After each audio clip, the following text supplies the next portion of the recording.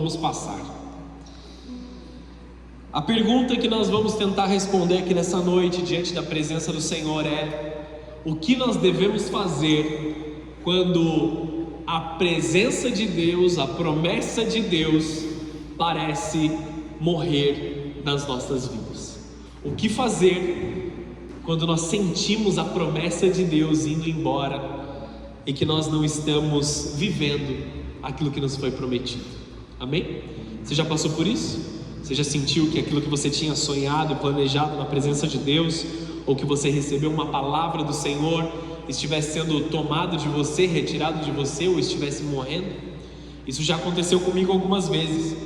E enquanto eu lia a palavra ontem, despretensiosamente, na verdade, eu estava só lendo ali como de costume, e não era nenhum assunto que estava na minha mente.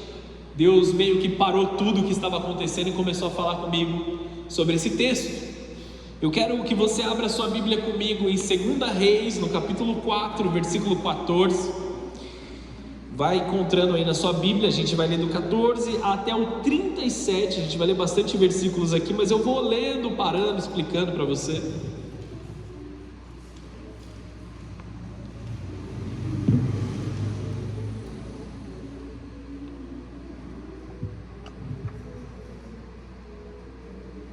Então vamos lá. O texto diz assim, versículo 14 de 2 Reis 4. Mais tarde Eliseu, que era um profeta em Israel, amém? Mais tarde Eliseu perguntou a Geazi, seu servo: o que podemos fazer por ela? Geazi respondeu: ela não tem filhos e o marido já é idoso. Chame-a de novo, disse Eliseu. A mulher voltou. Enquanto ela estava à porta do quarto, Eliseu lhe disse: ano que vem, por essa época, você estará com o filho nos seus braços. Isso aqui é uma promessa muito poderosa de Deus, amém?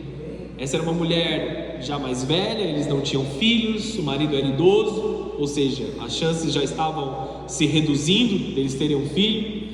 Eliseu, um profeta de Deus, um profeta poderoso em obras, um profeta que fez mais obras do que o seu pai na fé, Elias.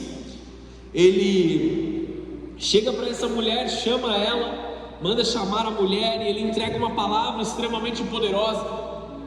No ano que vem, nesta mesma época, você vai estar segurando no teu colo um filho. Uma promessa, algo poderoso de Deus, um sonho provavelmente para essa mulher, um sonho para essa família, como é para muitas famílias poder ter filhos, né? Poder segurar os seus filhos no colo e ver os seus filhos crescerem. Ela havia recebido uma promessa extremamente poderosa na presença do Senhor. E o que chama a atenção é a resposta dessa mulher, porque quando ela recebe a promessa, ela diz assim: não, meu Senhor, exclamou ela, por favor, homem de Deus, grave isso, homem de Deus, não me dê falsas esperanças. Mas de fato, a mulher ficou grávida. No ano seguinte, aquela mesma época, teve um filho, como Eliseu tinha dito. Certo dia, quando o menino já estava mais crescido, saiu para acompanhar o pai, que estava no campo com os ceifeiros. E de repente o menino gritou: ai, que dor de cabeça! Seu pai disse a um dos servos: leve-o para casa para a mãe dele. O servo levou o menino para casa e a mãe o segurou no colo, mas por volta do meio-dia ele morreu. Ela o carregou para cima e o deitou na cama do homem de Deus, fechou a porta e o deixou ali. Então enviou um recado para o marido: mande um dos servos e uma jumenta, para que eu vá depressa falar com o homem de Deus e volte em seguida. Porque hoje, perguntou ele, não é festa da lua nova, nem sábado. Ela, porém, respondeu: não se preocupe.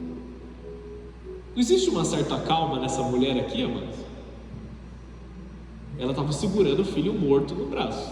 Vamos analisar esse texto aqui com mais calma.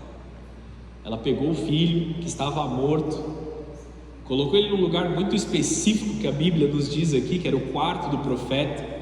Essa mulher era uma mulher rica, eles tinham posses, e como Eliseu visitava muitas vezes a cidade onde eles moravam, ela decidiu ali, uma forma de honrar o profeta, honrar o homem de Deus, de construir um quarto dentro da casa dela, para o profeta passar a noite em alguns momentos que ele estava visitando.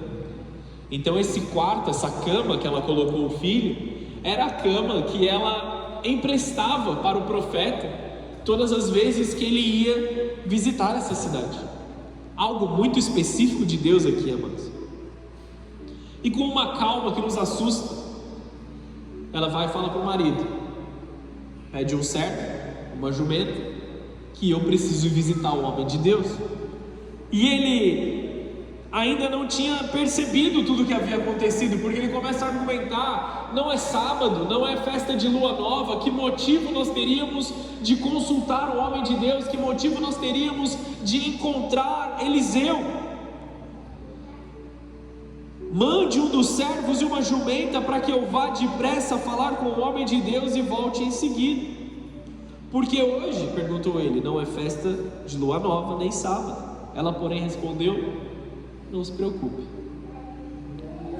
Então ela mandou selar uma jumenta e disse ao servo: rápido, só diminua o passo quando eu mandar. E partiu para encontrar-se com o homem de Deus no Monte Carmelo.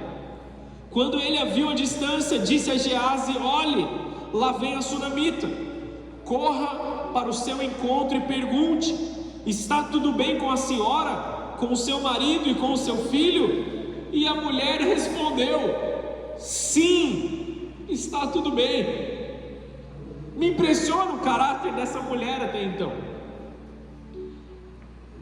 A forma com que Deus me fez um pouco mais colérico, voltado a soluções, me fez me identificar com esse texto, porque em certos momentos de crise, eu tendo a me desesperar depois que foi resolvido. Enquanto isso eu estou no modo de buscar uma solução. Essa mulher, quando ela viu tudo o que estava acontecendo, ela entrou no modo resolução de problema. Está tudo bem? Seu marido, seu filho, está tudo bem com você? Sim, está tudo bem. Cadê ele? Cadê Eliseu? Mas quando ela chegou ao homem de Deus no monte, abraçou os pés dele. Geazi quis afastá-la, mas o homem de Deus disse: deixa em paz. Ela está profundamente angustiada, mas o Senhor não me revelou o motivo. Ela estava com dificuldade, não que ela não sentisse, amém? Não que ela não tivesse sentido toda essa situação. Ela tinha um grande problema diante dela, mas ela estava buscando uma solução. Ela não chorou, ela não se entristeceu, ela não demonstrou a fraqueza que estava no coração dela, uma fraqueza legítima, uma fraqueza verdadeira, até o momento que ela encontrou o homem de Deus que poderia solucionar o problema que ela estava vivendo. Vocês estão entendendo aqui, amados? Onde o Espírito Santo quer nos levar nessa noite? Então a mulher disse: acaso eu lhe pedi um filho, meu senhor? Não lhe disse que não me desse falsas esperanças? Eliseu disse a Geazi: prepare-se para viajar, pegue o meu cajado e vá. Não cumprimente ninguém no caminho. Quando chegar, coloque o cajado sobre o rosto do menino. O cajado simboliza a autoridade, amém? Então ele estava levando o poder ou a graça profética sobre aquele lugar para trazer a cura, amém? E isso teria sido suficiente. Mas a mãe do menino disse: tão certo como vive o Senhor, e tão certo como a sua própria vida, não voltarei para casa se o Senhor não for comigo. Então Eliseu voltou com ela. Geazi foi à frente, pôs o cajado sobre o rosto do menino, mas não aconteceu nada. Não havia sinal de vida. Geazi voltou para encontrar-se com Eliseu e disse: o menino ainda não despertou. De fato, quando Eliseu chegou, o menino estava morto, deitado em sua cama. Eliseu entrou sozinho no quarto, fechou a porta e orou ao Senhor. Depois deitou-se sobre o corpo do menino e colocou a sua boca sobre a dele, seus olhos sobre os dele e as suas mãos sobre a dele. Enquanto se estendia sobre ele, o corpo do menino começou a se aquecer. Eliseu se levantou e andou de um lado para o outro no quarto, e em seguida se estendeu novamente sobre ele. Dessa vez o menino espirrou 7 vezes e abriu os olhos. Eliseu chamou Geazi e disse: chame a sunamita. Quando ela entrou, Eliseu disse: aqui está o seu filho. Ela caiu aos pés do profeta e se curvou diante dele. Então pegou o filho e saiu. Amém? Feche os teus olhos aí, vamos fazer uma oração rápida aqui, que até então foi só o texto e a introdução. Senhor Jesus, eu quero te agradecer por esse momento, Pai.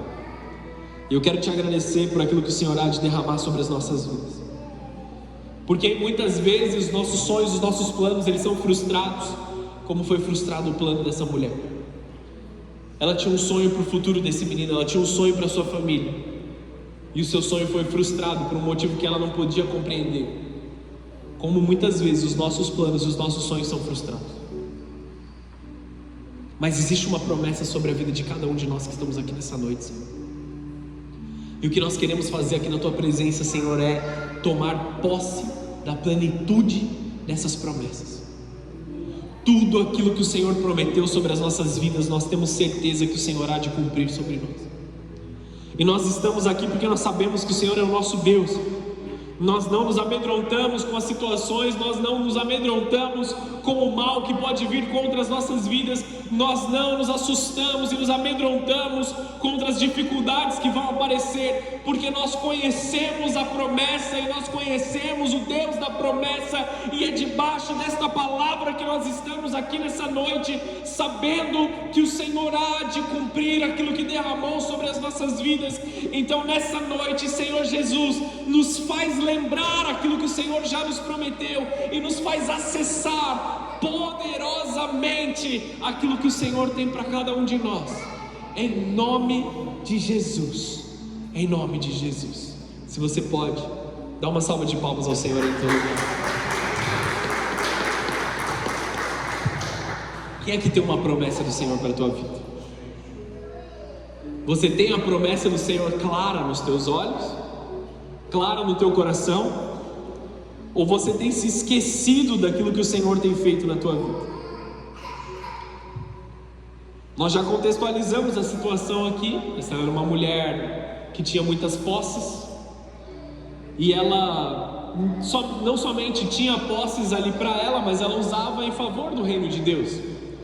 Ela abrigou por muitas vezes o profeta na sua própria casa, e uma forma de retribuir isso, o profeta intercedeu por ela, intercedeu por algo que ela precisava, deu uma promessa para ela, encheu ela de esperança mais uma vez, porque o texto acaba se tornando um pouco claro para nós aqui, dizendo que ela já não tinha mais esperança para isso, ela já não tinha mais esperança de que ela teria um filho. Talvez para alguns de nós a palavra um dia você vai ter um filho não nos assusta tanto, a não ser que você já tenha vários filhos, amém? Aí talvez você já fique com um tanto de medo. Eu não sei se eu gostaria de receber uma palavra como essa, apesar de eu confiar no meu Senhor. 2 já está muito bom, amém? Talvez quando você descobriu que você teria um filho, ou agora, no início do seu casamento, no início do seu relacionamento, se torne claro para você que em algum momento isso vai acontecer e está tudo bem. Mas existem promessas que chegam para nós, que nos assustam. Para essa mulher, quando esta promessa chegou para ela foi resistente em acreditar. Você já foi resistente em acreditar em alguma promessa que o Senhor tinha para a tua vida? Não precisa se expor não, amém? Mas pense no teu coração. Será que algumas das coisas que o Senhor disse que Ele faria sobre a tua vida, você pensou que você era incapaz? Você pensou que você era indigno? Você pensou que você era fraco demais, despreparado demais? E eu posso te falar, talvez eu e você sejamos todas essas coisas, porque não há merecimento em nós, o merecimento está em Cristo Jesus, amém? Então de fato, receber uma promessa do Senhor, ou receber um chamado do Senhor, é algo que nos humilha mesmo, porque nós reconhecemos a nossa falha, e nós olhamos para Jesus, que nos capacita em todas as coisas. Nós vivemos em uma geração que confunde sonhos com promessas, a gente precisa separar as duas coisas aqui. Existe uma diferença entre os dois, e eu te aconselho a sonhar, amém? Você não pode parar de sonhar. Mas existe uma diferença entre o sonho e uma promessa. O sonho nasce no coração do homem, Deus o planta no coração do homem. A promessa nasce da boca de Deus. Entenda que para essa mulher, esse sonho não estava no coração dela, ela já não tinha mais esperanças de ser mãe, mas veio uma promessa que saiu da boca de Deus. Sonhos podem falhar, mas os projetos eles podem mudar, mas aquilo que Deus promete jamais deixará de se cumprir na tua vida. Existe uma promessa sobre você, essa promessa ela vai se cumprir porque ela veio do Senhor. A história da mulher sunamita é exatamente sobre isso. Ela não está defendendo apenas um filho, ela está defendendo aquilo que Deus havia falado sobre a vida dela. Não era somente buscar a cura do filho dela, ou buscar que o filho dela ressuscitasse nesse caso, mas era garantir que a palavra de Deus e a promessa de Deus permaneciam reais na sua vida. Quando nós sabemos da palavra, quando nós sabemos da promessa, quando nós entendemos a nossa identidade de filhos de Deus, que existe uma palavra sobre nós agimos de forma diferente, nós nos comportamos de forma diferente, nós correspondemos às coisas de forma diferente. Quando tudo parecia perdido, ela continuava agindo como alguém que sabia que Deus ainda não tinha terminado a obra. E essa é a diferença entre quem vive pelas circunstâncias e quem vive pelas promessas. As suas circunstâncias não dizem o tamanho do teu Deus. As suas dificuldades, os seus medos, os anseios do teu coração, eles não dizem, eles não ditam como vai ser o teu futuro. Se existe algo hoje te bloqueando, se existe alguma barreira hoje, Deus está aqui para derrubar essa barreira com a promessa dele sendo renovada no teu coração. O que Deus já prometeu para você que ele ainda não cumpriu, saiba que ele não é tardio em derramar a sua bênção sobre os teus filhos. Talvez demore um pouco mais do que a tua ansiedade esteja disposta a esperar, mas o tempo de Deus é perfeito em todas as coisas. Amém? Amém. Estamos aqui? A gente fala assim, Deus tarda, mas não falha. A Bíblia nos ensina que Deus não tarda e não falha. Amém, amados? O que tarda é a nossa ansiedade, ou ela é muito curta, muito breve. Amém? A questão principal aqui é quando Eliseu está tendo essa conversa com a mulher. Ela não queria ter um filho mais, ela já não tinha mais esperança. Ela não responde dessa forma porque ela não tinha fé. Ela responde assim porque ela já tinha passado por uma carga enorme de frustrações. Homens que creem em Deus, homens e mulheres que creem em Deus, homens e mulheres que conhecem Jesus, homens e mulheres que amam intensamente Jesus, vivem na presença de Deus, também podem ficar desesperançosos, também podem se frustrar. Amém? Nós não estamos no mundo alheios de qualquer tipo de frustração. Pode acontecer que nós nos frustremos, mas todo tipo de frustração somente renova a promessa de Deus nos nossos corações, somente nos aproxima de novo do coração do Pai, da palavra do Pai para nós, e nos eleva em fé mais para frente. O que você tem feito com a tua frustração? Pergunta de prova, amém? O que você tem feito com a sua frustração? Ela responde dessa forma, não, meu Senhor, eu não quero, porque ela já tinha sofrido demais, e ela não queria acreditar em algo agora, e se encher de esperança de novo, para se frustrar de novo lá na frente. Muitos de nós agimos assim quando a gente lê as promessas da palavra de Deus. A unidade é maravilhoso, mas eu já tive tanto problema dentro da igreja, não acredito mais em unidade. O perdão, ele é importantíssimo, o perdão é verdadeiro, mas é tão difícil perdoar, então eu acho que eu não vou tentar de novo. Nem se fala de relacionamentos, amém? Solteiros. Ela já tinha desistido daquele sonho, já havia aprendido a viver sem aquilo. Ela não queria alimentar uma esperança que pudesse ser destruída novamente. Mas Deus, mesmo assim, tinha algo melhor para ela. Mesmo que nós não tenhamos uma disposição para viver, Deus tem a vontade que a gente viva. Quando a promessa vem de Deus, quando a vontade vem de Deus, ela é boa, perfeita e agradável em todas as coisas. Então talvez exista em nós uma predisposição a se esconder, para não se machucar. Só que quando as coisas vêm, Deus as mantém sobre a tua vida. Tem mais alguns textos aqui que corroboram isso, mas espera aí, deixa eu te falar mais algumas coisas. Agora a pergunta é: o que fazer quando aquilo que Deus prometeu parece morrer diante dos nossos olhos? Porque essa mulher teve uma frustração absurda. O filho que trouxe tanta alegria para ela tinha morrido e estava no colo dela. O menino morreu. Humanamente falando, tudo havia acabado. Nós entendemos a morte como algo definitivo. Nós entendemos a morte como algo do qual não tem mais o que fazer. E seria natural para essa mulher começar a organizar o funeral, começar a organizar ali, chamar os vizinhos, avisar os familiares, preparar o enterro e aceitar uma tragédia que aconteceu na vida de uma criança. Mas ela faz exatamente o contrário. Como se o filho tivesse dormindo, ela sobe no quarto, coloca ele na cama, chama o homem de Deus. Chama o homem de Deus. Esse é um detalhe extraordinário, amados. Ela devolve a promessa para o lugar de onde ela veio. Quer que eu fale de novo para você guardar aí no teu coração? Ela devolve a promessa para o lugar onde ela veio. Aquela cama ali, aquele quarto, simbolizava o profeta do qual a palavra de Deus veio. Amém? Não estou substituindo Cristo com a figura de Eliseu. Amém? Jamais faremos isso. Mas ele estava tipificando Cristo na vida daquela mulher. A forma com que ela o trata é o homem de Deus. Ela estava o honrando a fim de honrar a Deus através da vida dele. Ou seja, ela estava adorando a Deus dessa forma. Deus me deu essa promessa, eu vou devolver ela no lugar da onde ela veio.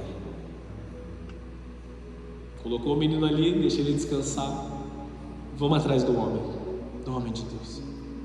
Ela não enterra, ela não desiste, ela não declara o fim.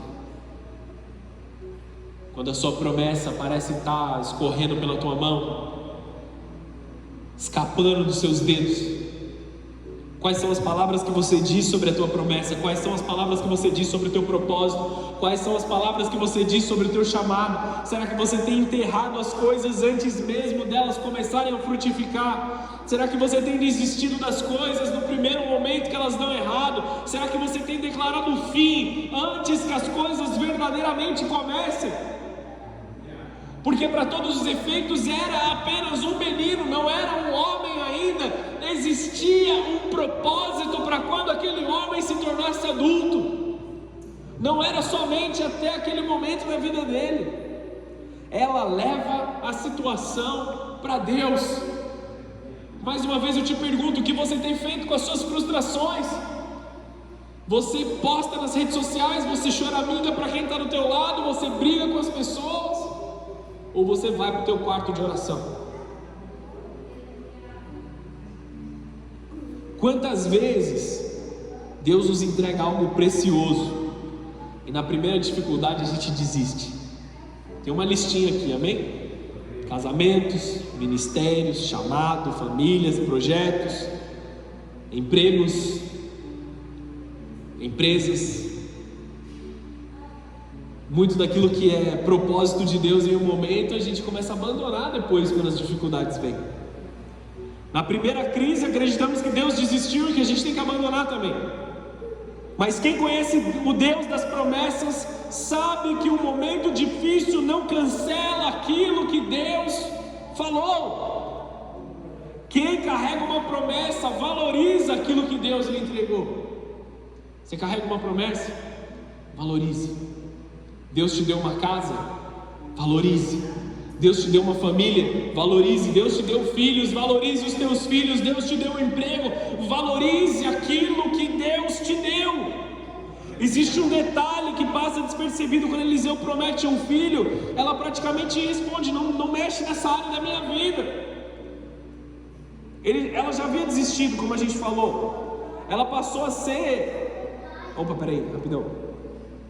Só que Deus foi justamente ao encontro daquilo que ela já considerava impossível. E ela passou a valorizar a alma no seu coração de forma diferente. Quando o menino nasceu, ele deixa de ser só um filho. Ele passa a ser uma lembrança viva da fidelidade de Deus na vida dela.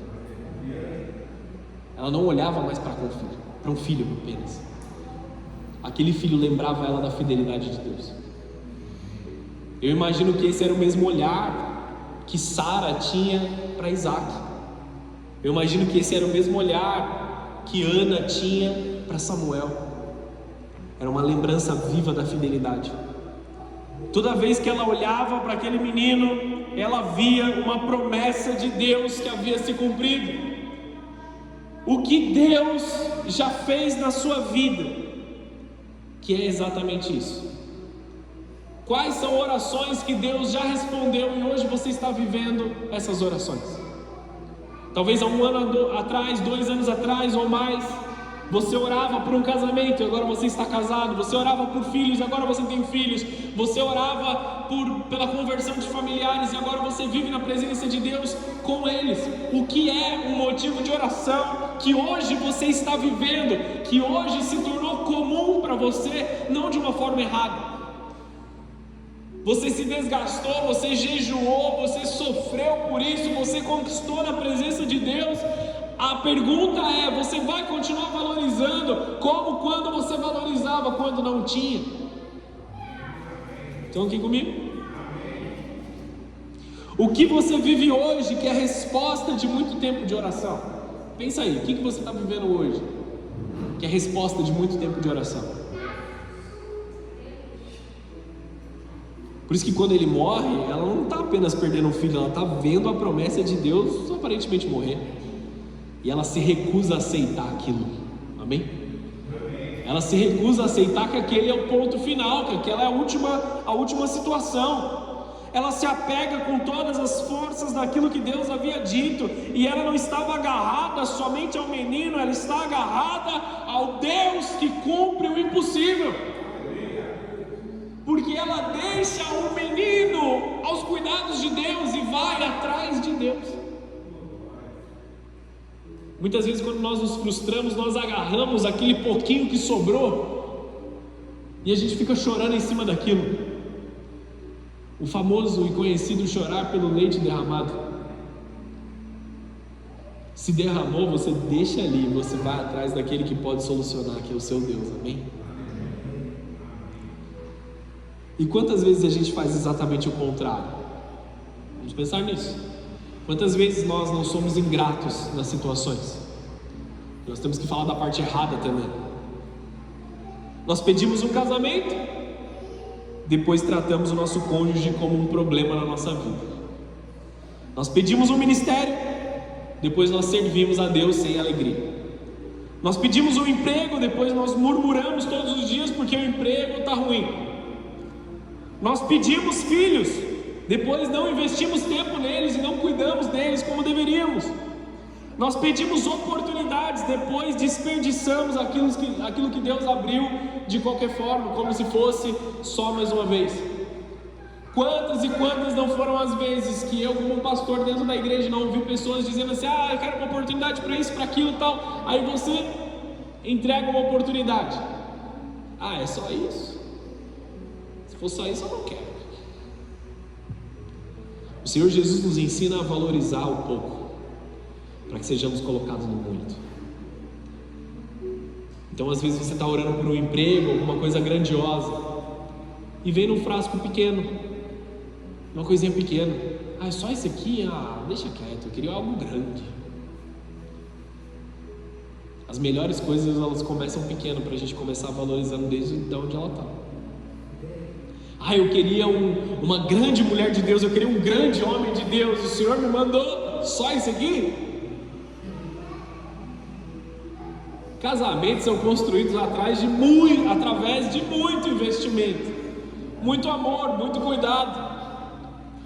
Não olha para sua esposa, não, olha para mim aqui agora, que agora vi que eu causei uma briga aqui na igreja, vi que eu causei confusão através disso.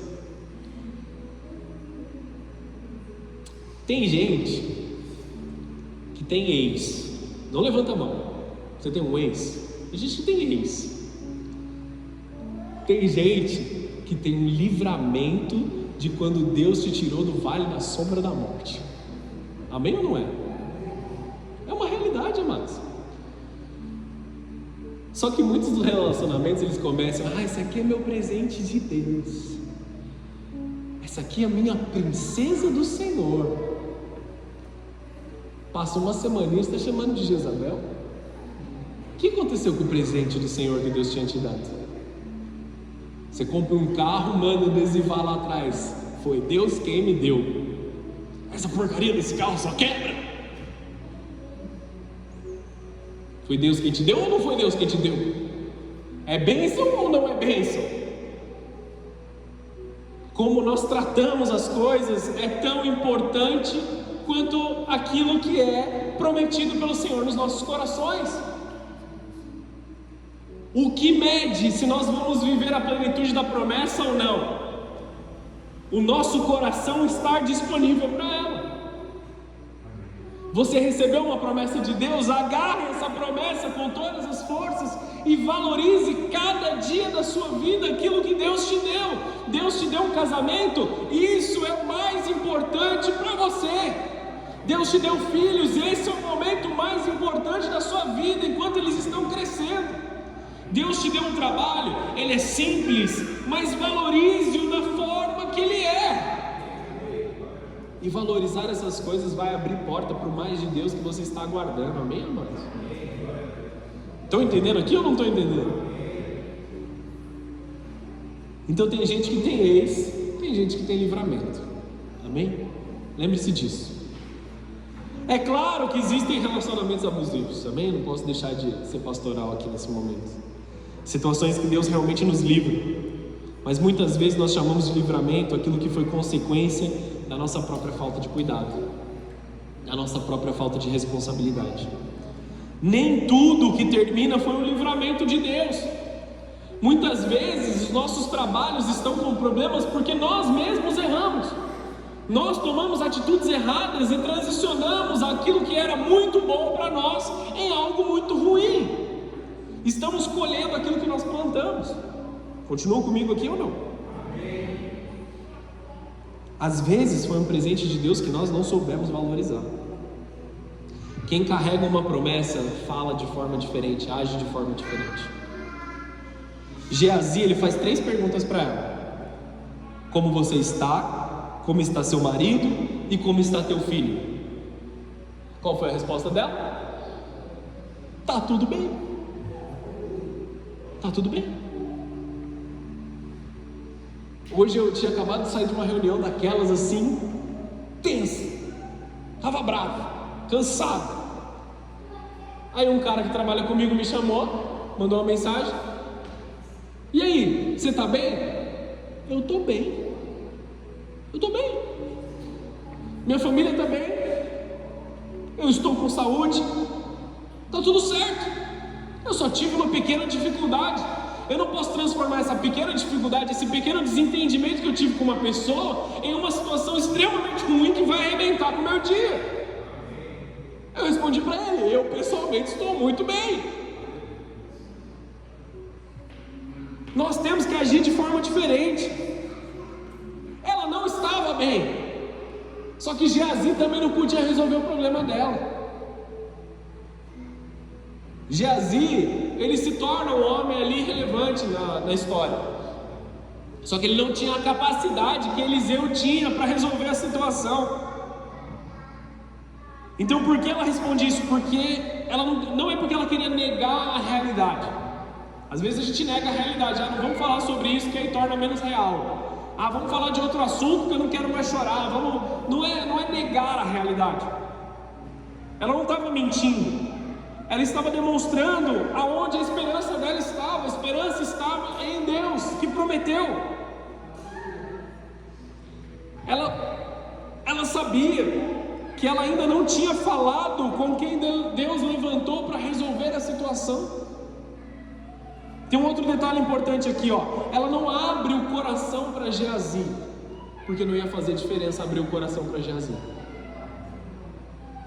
Não estou falando sobre a gente contar as nossas coisas ou contar os nossos testemunhos para as pessoas, que você não deve fazer, não é isso que eu estou dizendo. Aquele não era o momento dela mostrar a fraqueza dela, porque ela não estava diante de quem ia resolver. E muitas vezes a nossa solução tarda a chegar de Deus, porque nós estamos derramando o nosso coração em lugares que não são de Deus para as nossas vidas. Nós estamos derramando os nossos corações nas redes sociais, nós estamos derramando os nossos corações com pessoas que trabalham com a gente, não entendem nada da nossa vida. Nós estamos derramando os nossos corações com pessoas que nós conhecemos na rua, sei lá, você começa a reclamar e não muda nada na sua vida, porque eles não têm a capacidade de fazer aquilo que Deus pode fazer. Ela não abre o coração, ela espera chegar até Eliseu. Nem toda pessoa merece ouvir a sua crise.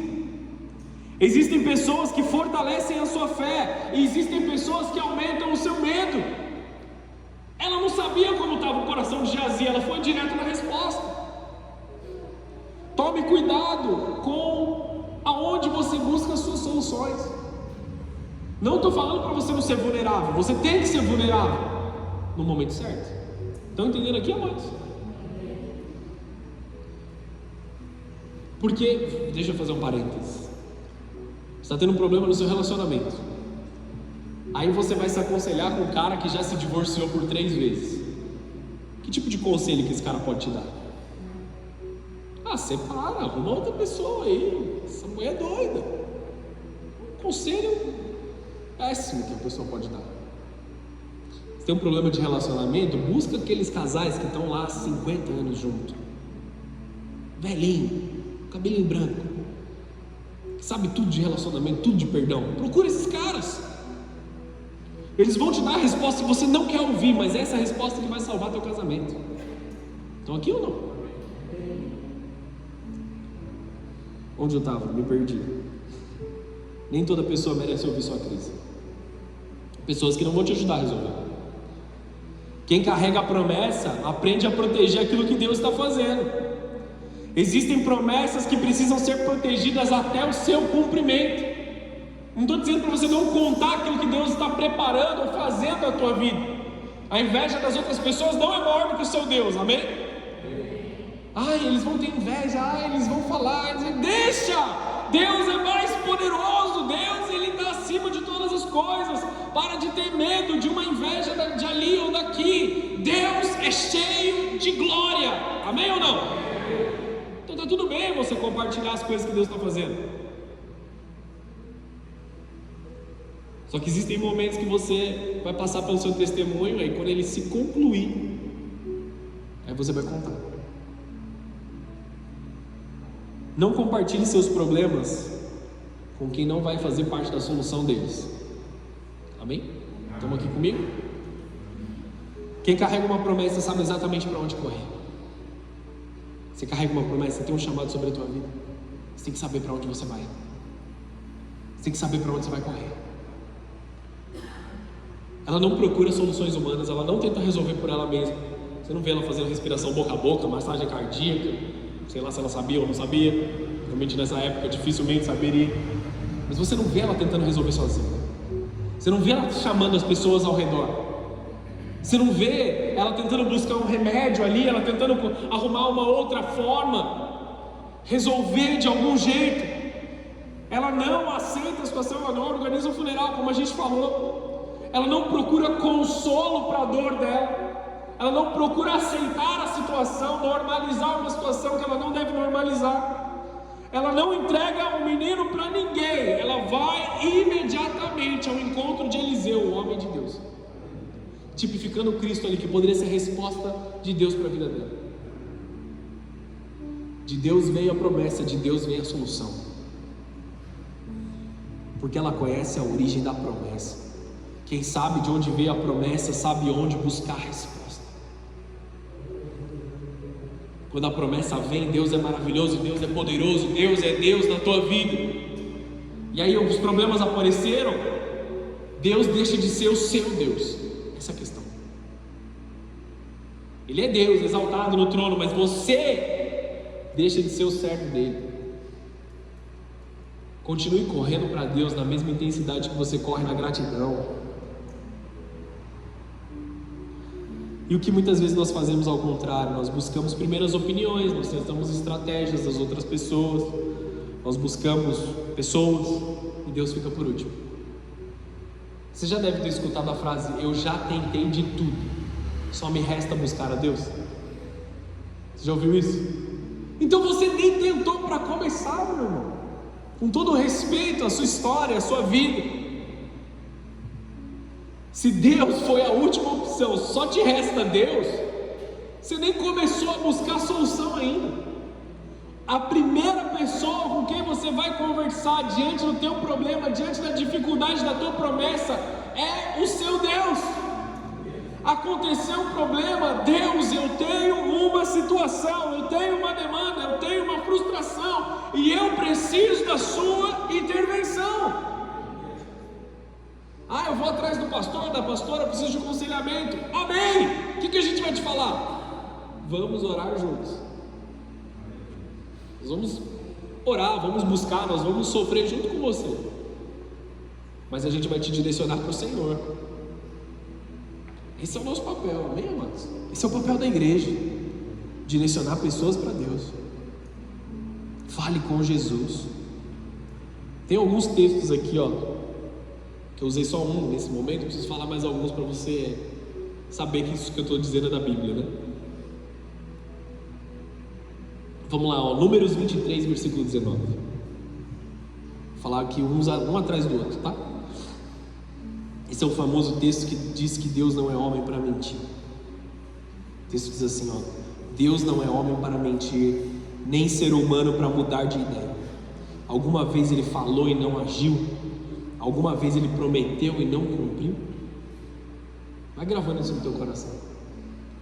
Vamos para Josué 21, 45. Aí eu vou abusar da sua rapidez aí, Israel. Nenhuma das promessas que o Senhor fez à família de Israel ficou sem se cumprir. Tudo o que ele tinha dito se realizou. Isso é para você também. Isaías 55, 11. A palavra de Deus, ela nunca volta vazia. O mesmo acontece à minha palavra. Eu a envio e ela sempre produz frutos. Ela fará o que desejo e prosperará aonde quer que eu a enviar. A palavra de Deus tocou teu coração, ela vai produzir fruto. Ainda que não seja aparente agora, ela vai acontecer sobre você. Romanos 4, versículo 20.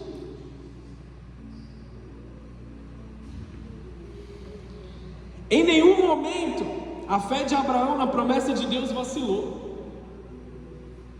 Na verdade, ela se fortaleceu, e com isso ele deu glória a Deus. Abraão estava plenamente convicto de que Deus é poderoso para cumprir tudo o que promete. Tem que ter uma convicção dentro do nosso coração, amados, de que Deus é poderoso para fazer tudo aquilo que Ele falou que ia fazer. E apesar da gente parecer estar sendo roubado, ou subtraído, ou diminuído, Deus continua sendo Deus e poderoso. Hebreus capítulo 10, versículo 23. Apeguemo-nos firmemente, sem vacilar, à esperança que professamos, porque Deus é fiel para cumprir a sua promessa. Se apega, amados, à fé que você professa. Se você diz ser cristão, se apegue a essa palavra, se apegue a essa verdade, se apegue ao seu Deus, ande de forma diferente, corresponda de forma diferente, haja de forma diferente. As pessoas no mundo, quando elas se entristecem, quando elas estão encurraladas, quando elas estão machucadas, elas partem para agressão, elas partem para tristeza, elas partem para arrebentar com a vida delas com algum tipo de escape, ou álcool, ou drogas, ou alguma coisa. Eles sempre buscam algum tipo de alívio que não vai de acordo com a palavra do Senhor. Só que quando eu sei o Deus que eu sirvo, as minhas ações elas são diferentes, e não nos custa mais agir como Jesus agia. Se torna prazeroso agradar a Deus através das nossas atitudes.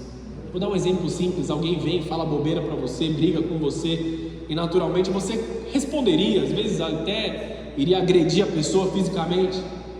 Só que agora dentro do teu coração existe prazer em dar outra face, existe prazer em corresponder com amor, existe prazer em corresponder com cuidado, existe prazer em respeitar aquela vida que está ali e não atacar a vida através de adorar a Deus, ou com o seu silêncio, ou com a sua mansidão, ou com palavras pacientes. Estão aqui ou não?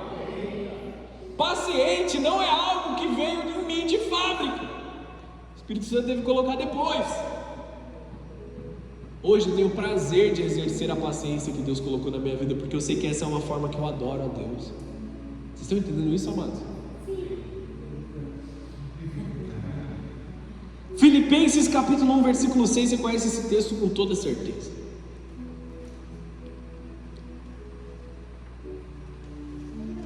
Eu tenho certeza de que aquele que começou a boa obra em vocês irá completá-la até o dia em que Cristo Jesus voltar. Eu casei, e agora? Eu tive filhos, e agora? Eu comecei uma empresa, e agora? Eu estou envolvido em um ministério, e agora o que eu faço? O Deus que te colocou onde você está, Ele vai continuar frutificando na tua vida, Ele vai continuar derramando graça, Ele vai continuar completando a boa obra até o momento dele voltar, amados. 2 Coríntios capítulo 1, versículo 20, esse é o último versículo que eu vou falar nessa lista aqui. 2 Coríntios capítulo 1, versículo 20. Essa é a chave de todas as promessas que estão nas nossas vidas. Esse é o elo que fecha todas as promessas. Esse é o elo que fechou a promessa que estava sobre essa mulher. E esse é o elo que crava um sim no teu coração. Pois todas as promessas de Deus se cumprem em Cristo. Ele é o centro, Ele é o elo, Ele é o sangue derramado que marca a promessa. Todas as promessas de Deus se cumpriram em Cristo com um alto e claro sim, e por meio de Cristo confirmamos isso, de modo que o nosso amém se eleva para Deus, para a sua glória. Ele diz sim sobre nós e nós dizemos que assim seja, amém. Ele derrama nas nossas vidas e nós correspondemos. Então, como vive alguém que carrega uma promessa? Concluindo toda a nossa linha de raciocínio essa palavra. Um homem que carrega uma promessa, uma mulher de Deus que carrega uma promessa, valoriza aquilo que Deus te entregou. É pouco, talvez seja meio feinho, talvez seja esquisito, talvez não esteja completo, mas é o que Deus já derramou sobre a minha vida. É cansativo, é um trabalho cansativo, mas eu me apego a isso. Não quis chamar ninguém de feio aqui não, nem mais. Eu pensei mais em questão de trabalho. Em segundo lugar, não abandona a presença de Deus nas crises, mas intensifique estar na presença de Deus no momento de crise. Em terceiro lugar, protege a sua fé de vozes negativas. Proteja a sua fé no momento da crise, amados. Ela já está sendo atacada por Satanás, você vai botar mais entulho nela? Em quarto lugar, fala conforme a promessa e não apenas conforme as circunstâncias. A promessa é a mesma, independente da circunstância. Eu não tenho dinheiro nem para começar, não interessa a sua conta bancária, não interessa como estão as coisas, interessa a promessa de Deus que está sobre a tua vida. Sempre que eu vou aconselhar um casal, uma das primeiras coisas que eu falo para eles: eu tô com medo de um casamento, como é que vai ser? Amados, quando a gente está num propósito que é de Deus, quando você vai casar, Deus paga alguns boletos, amém, amados? Deus, ele faz aparecer provisão, Deus faz aparecer providência, Deus faz com que o propósito dele se cumpra na tua vida, amém? Então vamos continuar. Persevera mesmo quando tudo parece perdido. Perseverança é uma marca da fé nos nossos corações. O homem de Deus que vive a promessa, ele corre para Deus antes de correr para qualquer outra solução. Para de correr de um lado para o outro que nem uma barata tonta. Vai para Deus, vai para a presença de Cristo. Um homem que caminha com uma promessa confia mais no caráter de Deus do que nas evidências ao seu redor.